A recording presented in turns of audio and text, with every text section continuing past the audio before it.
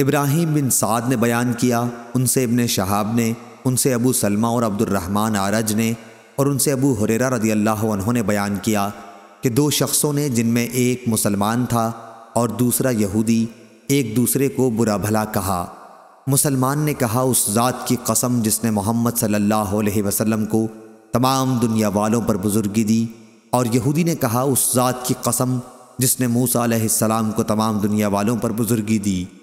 اس پر مسلمان نے ہاتھ اٹھا کر یہودی کے تمانچہ مارا۔ وہ یہودی نبی کریم صلی اللہ علیہ وسلم کی خدمت میں حاضر ہوا اور مسلمان کے ساتھ اپنے واقعے کو بیان کیا۔ پھر حضور صلی اللہ علیہ وسلم نے اس مسلمان کو بلایا اور ان سے واقعے کے متعلق پوچھا۔ انہوں نے آپ کو اس کی تفصیل بتا دی۔ آپ نے اس کے بعد فرمایا، مجھے موسیٰ علیہ السلام پر ترجیح نہ دو۔ لوگ قیامت کے دن بے ہوش کر دیے جائیں گے، میں بھی بے ہوش ہو جاؤں گا۔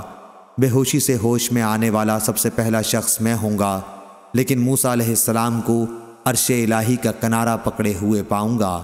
اب مجھے معلوم نہیں کہ موسیٰ بھی بے ہوش ہونے والوں میں ہوں گے اور مجھ سے پہلے انہیں ہوش آ جائے گا، یا اللہ تعالیٰ نے ان کو ان لوگوں میں رکھا ہے جو بے ہوشی سے مستثنیٰ ہیں۔ صحیح بخاری حدیث نمبر 2411۔